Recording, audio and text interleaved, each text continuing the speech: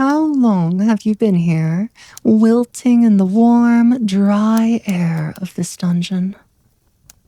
It's been hard to keep track of time. The goblins who took you prisoner didn't have the good graces to furnish this place with windows, so you've had to rely only on the paltry meals they've been serving you to keep the hours. Or maybe it's even been days. After all, your stomach did start to rumble violently enough that you actually considered eating whatever they offered to you by torchlight the last time they cooked. You may have been captured, yes, but you'll be remembered as a hero even if you don't make it out alive. You and your party came to the village of Aster to help fight off the goblin raids from the forest, and fight you did. By your estimation, the four of you managed to dispatch at least 3/4 of the goblin tribe when they came to take more prisoners. They won't have the numbers to terrorize the village anymore. Not for many years, at least. Still, that may be cold comfort now. The campfire your captors are using to cook some of the village's rations across the chamber crackles and sputters. The air in their hideout would normally be damp and humid, but cooking in a room with no windows has filled the space with smoke. The goblins don't seem to mind or even to notice. Perhaps their lungs are a bit more inured from air pollution than yours are. They don't speak your language, so you can't even bargain with them. All you can do is lie against the wall, your wrists and your ankles in irons. Your sword catches the amber light of the fire. It taunts you. They left it so close, yet still decidedly out of reach. They didn't even put it back in its scabbard. Don't they know the value of steel? It's not exactly easy to come by, let alone for raiders who live in a forest. You shift lightly in your bonds to test the goblin's attention. You may be injured, but you've been resting for a while now, and you've regained much of your strength. The wall behind you is crumbling, too. If you were to position yourself properly, perhaps a surge of power could free the shackle holding your arm to the wall. You'd be able to reach your sword then, and the 3 remaining goblins would stand no chance against you, even with your legs bound. No. All 3 of them whip their heads toward you immediately when they hear your chains rattle. But then they look between themselves, as if lost on what to do. You know that your party's sorcerer killed their leader in the struggle at the village, since only one of them was wearing red clothing. Red might be one of the more accessible dyes around these parts, but colored clothes are still an expensive status symbol, even for goblins. Regardless, after the moment of uncertainty, one of the goblins steps closer to you and folds her arms across her chest, as if to make it clear that she's watching you closely. I'm coming. Just hold on a little longer. Speaking of your party's sorcerer, Ilara. Over the last however long you've been here, you still think you can hear her voice sometimes. Your mind must be playing tricks on you, but you don't care. It's comforting to hear whatever echo your imagination is dreaming up. She's the newest member of your party, but you've known even her for 7 moons now. She was in a tavern in the capital, looking for companions she could travel with to see the world. She's quite young and inexperienced for an elf, but even a young and inexperienced elf is ancient in comparison to yourself. You're not sure her exact age. It's hard to tell since, to a human, elves look like they're in their late 20s for nigh on 1,000 years. It's not like she's told you either, and she's called you rude when you've asked. But you know she was already an adult when the Empire fell 200 years ago. So that's the most you have to go on.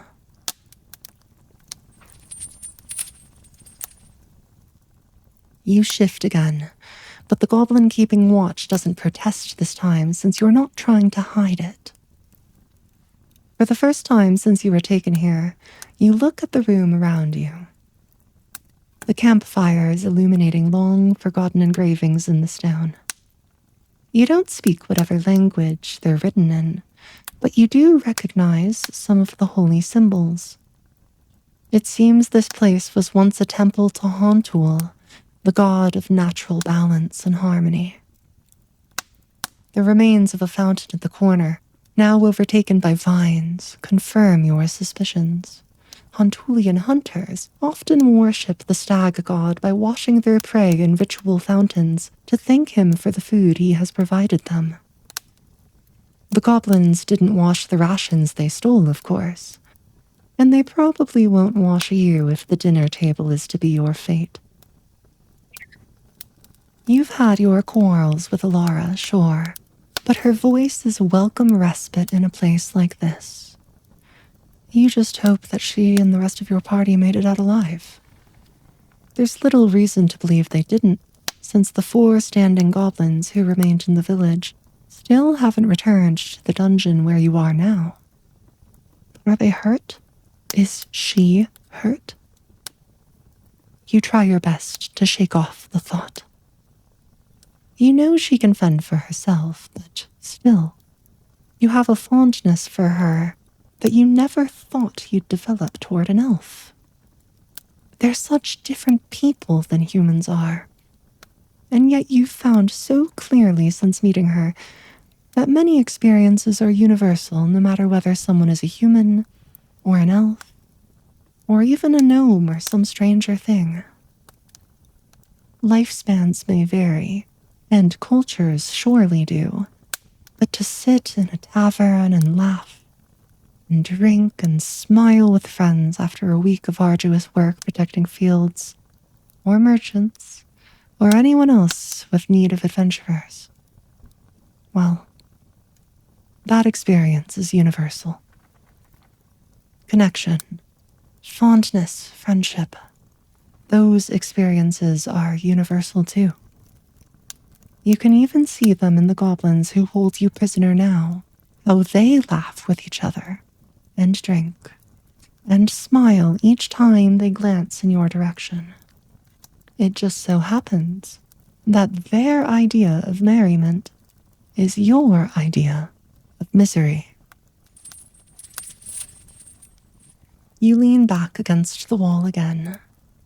Were the goblins not each carrying multiple knives on their belts, you might try to break free and simply fist-fight them. It would be better than simply accepting your death. And besides, you know Alara would want you to do the very best you could. But, well, it would be a fool's errand to do so now. Best to take your chances on the goblins keeping you for another night, and then make your move once they fall asleep in their drink. You're a skilled warrior, but you're also not stupid. It's always best to take the element of surprise when hungry, injured, and outnumbered. The goblins' heads all jolt toward the sole entrance to the erstwhile temple. Is something there? You didn't hear anything, but you do know that goblins have much better hearing than humans do. They draw their blades, and the 2 who aren't guarding you closely take up positions in the shadows by either side of the door. There's definitely something, or someone outside that startled them. The one playing warden to you turns her back hesitantly, taking a bucket of water and snuffing out the campfire. The dungeon is plunged into darkness, and your vision along with it. Goblins can see at least short distances in pitch blackness, but you are not so lucky. Even though you know where your sword is, it would be very risky to make a break for it when you'd be relying purely on sound to fight your captors once you got there. The door to the chamber creaks open slowly. Is your would-be savior setting a trap, or nervously wandering to certain doom? Numa. A spark of pale light begins to drift across the dungeon as if floating on a non-existent breeze. It's faint, only casting light on things within a few feet of it. But in its dim glow you can see her. Ilara, your party's sorcerer, come to your rescue. Her long, white hair glistens in the cold light of her magic, her pointed ears standing upright in high alert, her green eyes and fair skin gracing this place with a more than welcome splash of color.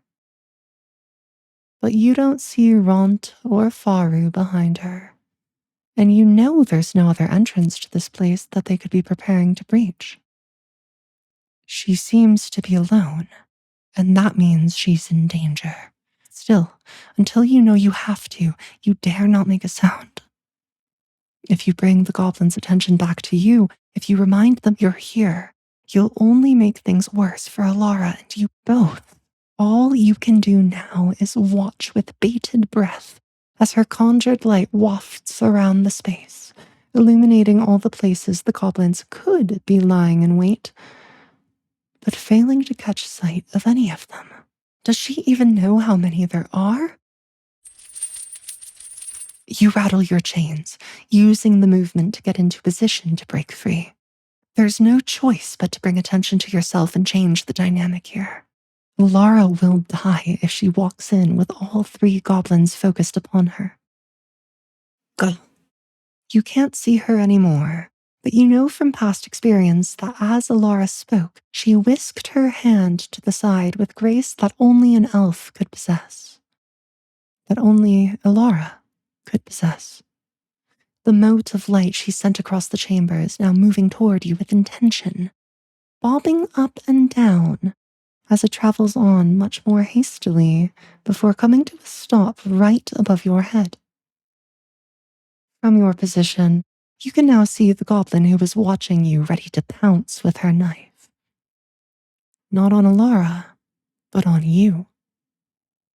The sorcerer can't see this threat, though, not from where she stands. Your ploy for attention might have been not more than a dire mistake. Now both your lives are in danger. Yet if you speak and tell her where the goblins are, your own fate is all but guaranteed. Still, you were already prepared to die a hero, weren't you? Why not continue with that thinking and save Ilara like you saved the villagers in Aster? Something on your face, though, sorry as you look, must reveal what you are thinking, because Ilara cuts in with a firm but caring command before you can take action. Don't open your mouth. I see them in the reflection of your sword. There are only three, right? Blink twice for yes, don't make it obvious. You comply, blinking twice without looking directly toward her. Who are you to deny the orders of a beautiful elf come to your rescue? Finally, you listen to me. They don't speak Yarleth, so listen close. I'm gonna freeze the one right next to you so you can grab your sword without getting stabbed. But then the two by the door are gonna be right on top of me, so I need you to come straight over here, okay? Hey, you hear me, right? I need you. You blink twice again, looking to your lap with a mixture of tension, trepidation, and sadness. That pang in Ilara's voice. You didn't know she cared so much for you. Not so deeply, anyways. Hey, pay attention. I didn't get a few centuries in just to die saving you. On three, you make a break for it. Be good now, okay? You let out a heavy sigh and blink twice. It's do or die now, for you, and even more importantly, for Alara. 1, 2, Frol. A bolt of blue light shoots from Alara's fingertips and illuminates the dungeon as if it were the middle of the day. In a fraction of a second, her magic arcs to the ground near where your guard is lurking, freezing that goblin's legs solid up to her knees. Her instinctive reactions work faster than her thoughts, though, and the goblin lunges at you only to find that she's rooted to the ground. Her oversized dagger slips out of her hand and clatters to the ground right in front of you, at the same moment that you unfortunately discover the wall to still be steady enough to keep you shackled away from Alara, away from freedom, away from life. The 2 goblins by the door are in the entryway now, and in the lingering light of the sorcerer's magic, you see a spurt of red as one of her assailants wounds her arm. Luckily for her, the doorway is too narrow for both goblins to attack her at once. That will only buy her the briefest of moments. You grab the goblin's fallen knife in your hand, unwieldy as it may be for someone your size. You've never been much for throwing. That was always Faru's expertise. But there's no choice now. It's do or die, and you need to save Alara. She asked you to be good, and you promised. By the mercy of the gods, your throw finds its mark, and the goblin closest to Alara slumps to the ground. Igni! Your companion desperately cries out words of magic as 3 successive bolts of flame burst from her open palms, all striking her second attacker square in the chest. He flies backwards before coming to rest in the middle of the room, his leathers giving off light smoke from the intense heat of Alara's spells. She rushes across the room to you, taking care to give the final frozen goblin a wide berth as she moves. But that final goblin is now beginning to break free, and you can tell from the tired look in Alara's eyes that the elf has little energy left with which to move, let alone with which to cast spells. It's all she can do to push your sword closer to you before collapsing in exhaustion. I'm sorry. It's all up to you now. Please help. Your arms are aching from your failed attempt at ripping your irons from the stone wall, but the sorcerer's words and the sight of the final goblin removing her legs from the ice give you the strength you are lacking. You lift your sword, which the goblins blessedly neglected to place inside its scabbard, and level it at the goblin, who raises a second dagger at you in return. You're bigger, stronger, more experienced, probably even faster. But you're also hungry, and you're injured, and you're chained to a wall. Yet, while your sole remaining opponent now fights with the fervor of someone who has nothing to lose, you now fight with the fervor of someone who has everything to lose. As Alara's consciousness slips away from her and she slumps even further down, the tresses of her soft hair brush against your leg. It's a reminder that she needs you. She believed in you, and she asked for your help. You won't let her down.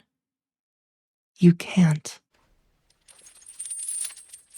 When your life flashes before your eyes, time itself seems to slow. You've noticed this in the few situations you've had similar to this before. Maybe it's human nature or a return to some even more primal instinct. Maybe it's Tempos, the god of time, granting those near death one final blessing.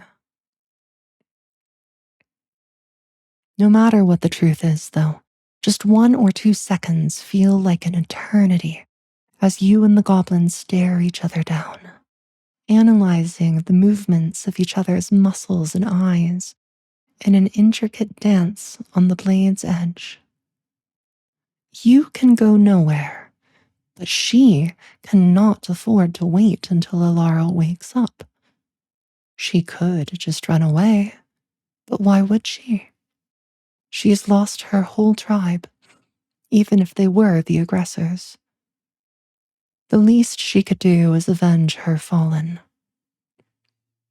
And that is what she tries, lunging straight forwardly at you, swinging her blade wide overhead, leaving her entire torso open in what can only be described as a deeply reckless attack. She's trading whatever analysis she was making in the prior seconds for a display of wild power, an attempt to end your duel in a single strike.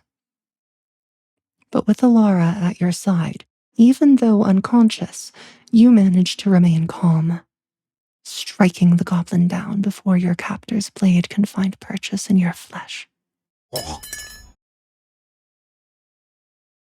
You, too, slump against the wall with a heavy sigh. Fatigued doesn't even begin to describe how you feel right now. Nonetheless, elves are never particularly heavy, and Alara is not but a lithe sorcerer.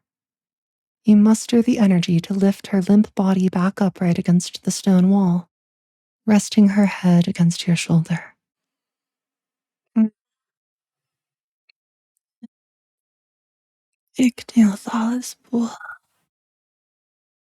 She stirs gently as she comes to rest on you, mumbling something in Elvish before slipping away again.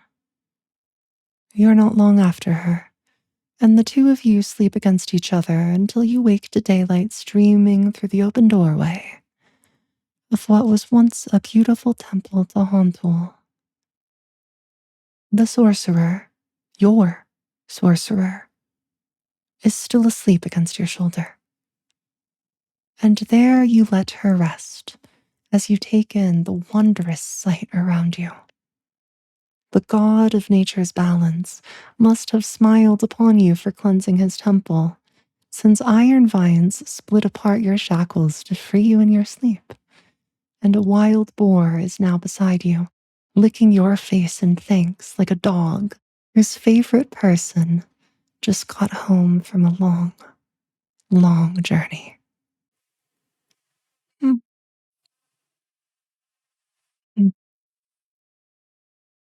The soft, contented noises coming from the sleeping elf on your shoulder remind you that you'll need to ask her what she said in Elvish once it was all over. But there will be much time for that later. For now, you let her rest, and you close your own eyes in contentment again yourself.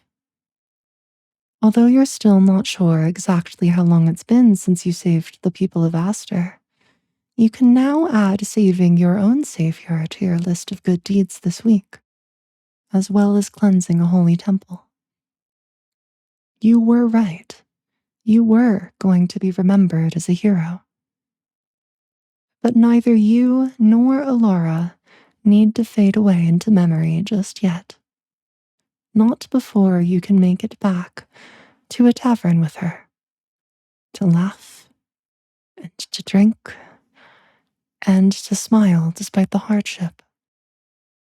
Certainly not as long as you both still draw quiet, safe breaths against each other.